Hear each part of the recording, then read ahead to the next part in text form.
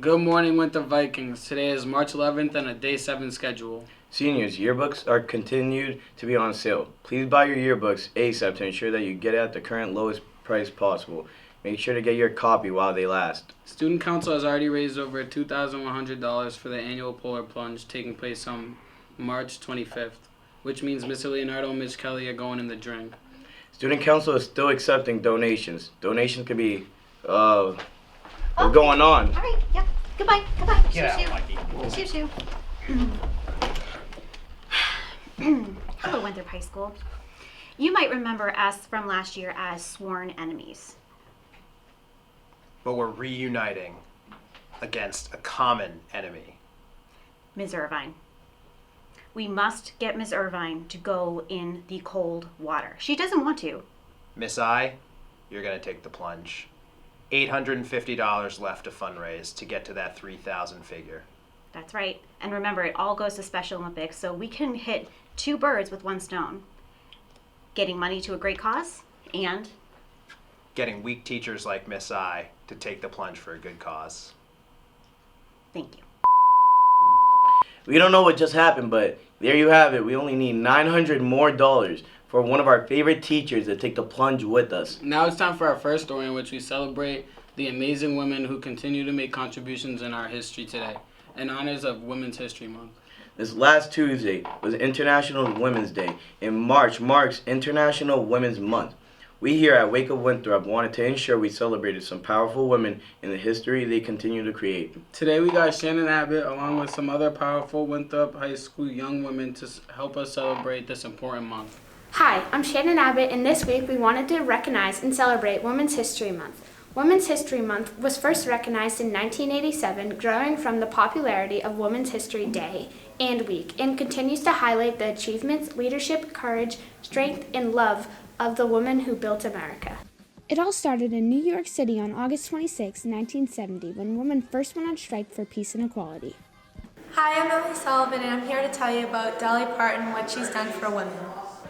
Besides being known a fabulous singer, role model, and entrepreneur, best known for her songs Jolene and 9 to 5, Dolly Parton was one of the major funders for Moderna's coronavirus vaccine. Happy that anything I do can help somebody else. And when I donated the money to the COVID fund, I just wanted it to do good, and evidently That's it exactly is. And what let's it's just doing. hope we find a cure real soon. Hi, my name is Sage, and I'm going to talk about Ruth Bader Ginsburg and her contributions to help women. Ruth Bader Ginsburg spent a lifetime flourishing in the face of adversity before being appointed a Supreme Court Justice. There, she successfully fought against gender discrimination and unified the liberal bloc of the court. She fought for pay equality and also fought against sex-based discrimination. Ruth Bader Ginsburg began her career as justice, where she left office an advocate fighting for women's rights, until her death on September 18, 2020. Whatever you choose to do, leave tracks. And that means don't do just for yourself, because in the end it's not going to be fully satisfying. You will want to leave the world a little better for your having lived. And there's no satisfaction that a person can gain that's equal to the satisfaction that you get from knowing that you have made another's life, your community, a little better for your effort. Hi, I'm Mia Martucci, and I'm going to be talking about Emma Watson. British actor Emma Watson was appointed United Nations Women's Goodwill Ambassador in July 2014. The accomplished actor, humanitarian, and recent graduate of Brown University will dedicate her efforts towards the empowerment of young women and will serve as an advocate for the United Nations Women's He for She campaign in promoting gender equality. The more I've spoken about feminism, the more I have realized that fighting for women's rights has too often become synonymous with man-hating. If there is one thing I know for certain, it is that this has to stop. Hi, I'm Kaylee Farrell, and I want to talk about how the U.S. women's soccer team fought for equal pay. The U.S. women's national soccer team has recently reached a proposed settlement in its class action for an equal pay lawsuit against the U.S. Soccer Federation. With hard work and dedication fought by the powerful team, the U.S. Soccer Federation has agreed to pay a sum of $22 million in back pay to the players. With leading advocates and star players Alex Morgan and Megan Rapinoe, the case was a success and the team has paved the way for females in sports. Hi, I'm Brandy DeChico, and I'm going to be talking about Simone Biles. Star gymnast Simone Biles showed women everywhere what real courage looks like. In deciding to step away from Olympic competition, Biles set aside the crushing expectations of globally hyped media attention and prioritized her own well-being. Hers was a radical feminist act that will have far-reaching, consequential impact for years to come. Hi, my name is Celia, and I'm going to be talking about Kamala Harris. With her ascension to the vice president, Ms. Harris will become the first woman and the first woman of color to hold that office, a milestone for a nation in a people grappling with a damaging history of racial injustice. She views her work as connected to both the civil rights leaders who came before her, the ancestors as she calls them, and the generations she hopes to empower. While I may be the first woman in this office, I will not be the last. Hi, I'm JoJo, and I'm going to talk about Rihanna. Rihanna's career has inspired many young women to go further in life. She is a great role model for young women because of her resilience and inclusion of others. While she started out as a singer, she's expanded her talent to a lot more than just music. You've probably seen Rihanna in movies, pulling off stunning fashion looks, and most recently, as an entrepreneur. I'm lucky I was able to start the Clara Lionel Foundation in 2012. And if there's anything that I've learned, is that we can only fix this world together. We can't do it divided. I cannot emphasize that enough. Hi, I'm Gabby Carter, and I'm going to tell you about Greta Thunberg and her contributions to environmental science. Greta Thunberg is a Swedish environmental activist who is known for challenging world leaders to take immediate action for climate change. In August 2018, Thunberg began school climate strikes and public speeches for which she has become an internationally recognized climate activist. We hope that was not only informative, but also interesting to learn about how these famous women are making an impact on our everyday lives. Everyone has felt the massive impact that females have had on our personal lives and our history. Take this month and every month to think about these amazing contributions. Happy National Women's Month. Now back to you guys in the studio. Thanks, Shannon, for that deep dive into some powerful women in our current history. Celebrating and empowering women is super important, and we appreciate educating us on their history. Now on to sports. Playoff ended this week, and for all of our winter teams, we would thank all the seniors and their hard work and dedication. Today we got David Buckley to tell the results of the first and second round.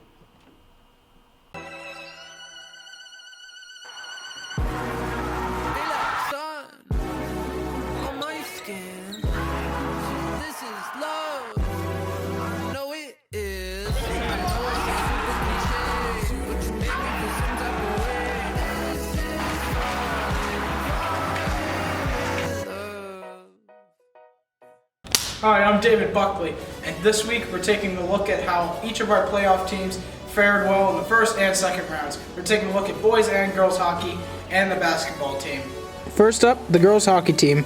In the first game of the playoffs, after going down 1-0, going into the third period, the girls turned it around to beat Longmeadow 3-1, with 2 scores coming by Emma Holmes and 1 goal scored by Amelia Spencer, securing the win for the Vikings. Unfortunately, though, the Vikings lost 6-0 to Austin Prep. Although their season came to an end quicker than expected, we can't help but highlight how well the girls hockey team played this year, as they went undefeated during the regular season and they won the NEC. We caught up with Emma and Amelia about their performances from last weekend and the great success that this team has displayed over the course of the season. It feels good scoring in the playoff game, especially because it was tied and it was good to get that lead. I would say the best part of the season is the team. We all got along so well and it was awesome. As I transferred midway through the season, I felt that coming back to Winthrop was such an amazing change, and I wouldn't want to be on another team. The senior class is amazing. I love them all so much, and they did so much for the team, and they're all amazing. After losing to AP, I knew that our season would be ended, but I know that next year it will be such an amazing year. I think I personally did best was passing. I think I did a lot better passing this year than last year. The boys hockey team this week beat Rockport 4-3, with 2 scores coming from Mikey Holgerson and 1 goal coming from Joe Hayes and 1 goal coming from James Ciccarella. The boys unfortunately lost on Wednesday to Shaw Sheen Tech in a big game where they ended up losing 5-3. However, they did exceed expectations for the season. We did catch up with Mikey Holgerson with more about the team season and how they felt about it. I mean, I don't always play good like every game, but like last game I played pretty good, I think. But I always can improve. Everyone can. Practice every day. I think our defensive zone is pretty good. We're still working on it in practice. We go through every single spot, working on neutral zone, offensive zone. We still have a lot of spots to improve on, like I said. But we're working on it every day and getting ready for the game Wednesday. I mean, like, it's just like a tradition to do now. I have to gritty after every win, so. And my like JD Park 04, Rob Rich, do our TikTok dances, you know. That's just a tradition now. The boys basketball team played Cathedral in the first round of the playoffs and unfortunately had a first round exit with a final score of 84-56. The Vikings were down by only 1 point at the end of the first quarter, but by halftime, Cathedral went on a 37-7 point run. The boys ended up being defeated 84-56 after going 7-14 on the year, including their playoff record. The season was still a huge success, and the team will return some key players including George Galoris and Zach Bowies. Congratulations to the seniors for an excellent run. We interviewed Captain Chris Capuccio for their feelings about their senior year. You know, it's sad to see everything go. You know, I've been playing this game my whole life, to be honest. So I mean, seeing how my high school career is over, it's definitely a little bit sad, but you know, on bigger and better. How I think the end of the season left off, kind of bittersweet, to be honest. You know, tough score at the end, but if you get rid of that second quarter, we win the game by 2 points. And obviously, you can't get rid of a whole quarter, but you know, it's just something to think about, look on. I think definitely some things we could have done better, but overall, I'm kind of happy with how our team fought and how we played. Overall, my thoughts in the year are pretty good. You know, won 7 games, had a couple slip through our fingers. Probably could have done a little bit better, but seeing how in my past 2 years we won a combined 6 games, I mean, I'll take the 7 wins. You know, I think it's a good push in the future for the program, and I'm happy with it. As you can see, although all of our sports teams had an unfortunate ending to their seasons were great regardless. That's all from me. Back to you guys in the studio. Thank you, seniors, for all of your hard work and dedication. It's been a great season for all of our winter teams. Since it's March, you know what that means. March Madness is coming up, and every year here at Winthrop High School, we have our own March Madness. Today we got the 6th round pick, Chris Capuccio, to tell us the March Madness teams. But before he does, I just want to let you guys know that you cannot guard me. Like, actually, no. It was just yesterday at 2:05 in this very room where the fate of the March Madness teams in 2022 were finally decided. I'm sorry we can't bring you the results of those drafts just yet, but we caught up some students to get their perspective on the upcoming draft and see how it went. I think my team will practice and prepare just from getting some shots up before, you know, get the 3rd pick. So whoever I draft, it's probably gonna let them run everything for the days leading up to it. I'm gonna be practicing in the gym every single day. You know, taking my shots, like 1,000 shots every single day. You know, just warming up and getting that shot ready. But yeah, and Chris Capuccio, I'm gonna clamp you up. You're trash. What? You say something? What? What happened?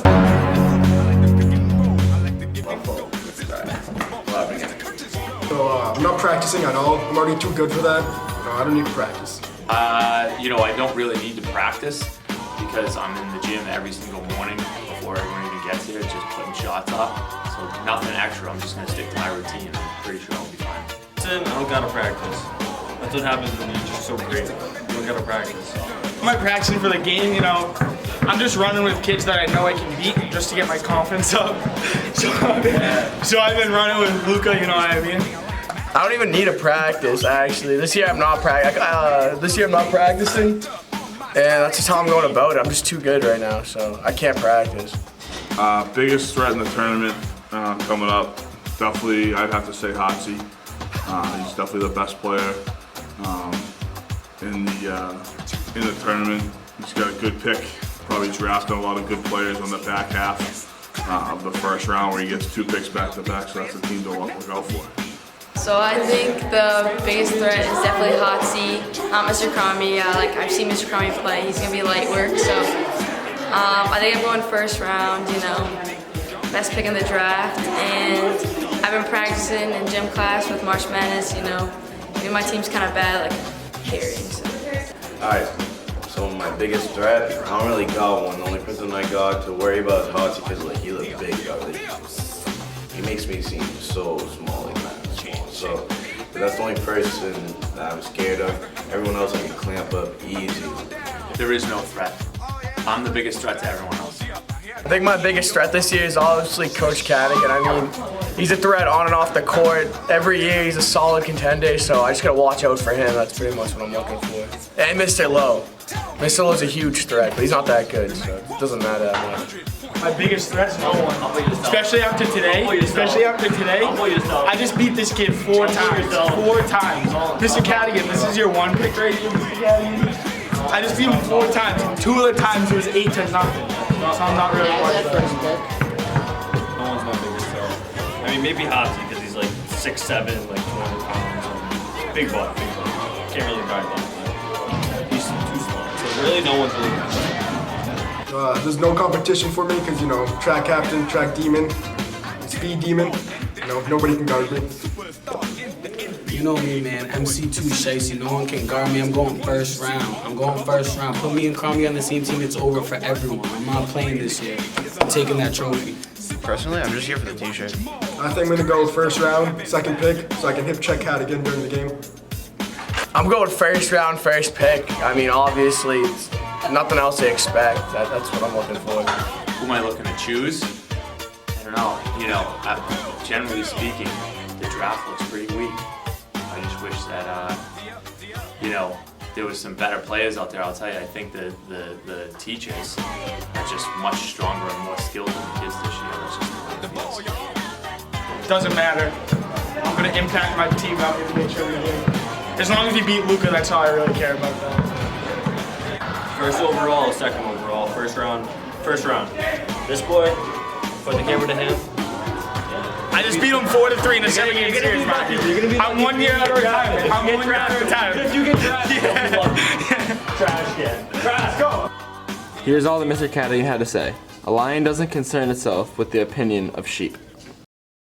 Well, there you have it, the hype's real. Later on today, the final teams will be posted. Also, make sure you're listening for announcements about some open gyms so you can practice on those jump shots and fadeaways. Until the 18th comes for the big game, that's all we have for March Madness, and back to you guys in the studio. Thank you, Nick's brother. March Madness is going to be an event that everyone wants to be a part of. Even if you are not playing in the tournament, make sure you come by and root for your favorite students or teachers. I don't know, all those little boys, I don't know if they can play with me. Well, that's all we got for you guys today. Hope you guys have a great weekend. And roll Vikes!